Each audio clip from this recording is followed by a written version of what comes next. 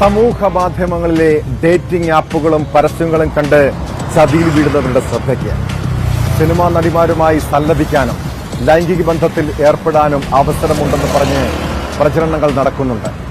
ഇങ്ങനെ കൊട്ടാരക്കരയിൽ പെൺവാണിഭം നടത്തുന്ന സംഘത്തെ പോലീസ് അറസ്റ്റ് ചെയ്തു. കൊട്ടാരക്കര കോളേജിന് സമീപം വീട് വാടകയ്ക്കെടുത്തായിരുന്നു ഇടപാടുകൾ. തിരുവനന്തപുരം വിതുര സ്വദേശിയായ ലോറി ഡ്രൈവർ പോലീസിൽ പരാതിപ്പെട്ടതോടെയാണ് സംഘം അറസ്റ്റിലാകുന്നത്. ഓടി രക്ഷപ്പെട്ട പ്രതികൾക്കായി അന്വേഷണം ഊർജിതമാക്കിയിരിക്കുകയാണ് പോലീസ്.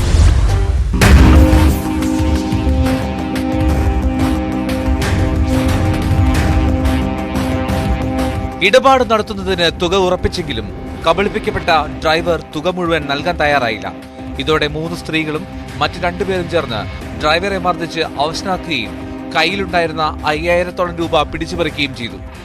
ലോറി ഡ്രൈവറുടെ പരാതിയെ തുടർന്ന് കൊട്ടാരക്കര പോലീസ് അന്വേഷിച്ചെത്തിയപ്പോഴാണ് സംഭവം നാട്ടുകാർ അറിയുന്നത്.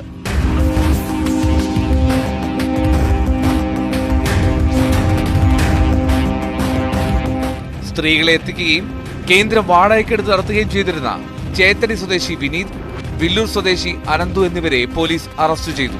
ഇവിടെയുണ്ടായിരുന്ന 3 സ്ത്രീകളെയും പോലീസ് അറസ്റ്റ് ചെയ്തു. ഹോം നഴ്സിംഗിന്റെ മറവിൽ ഇവിടെ പെൺവാണിഭം നടത്തി വരികയായിരുന്നുവെന്ന് പോലീസ് പറഞ്ഞു.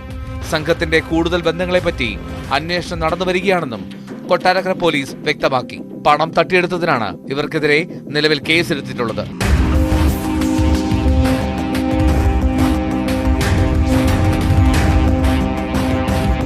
ന്യൂസ് 18 കൊട്ടാരക്കര.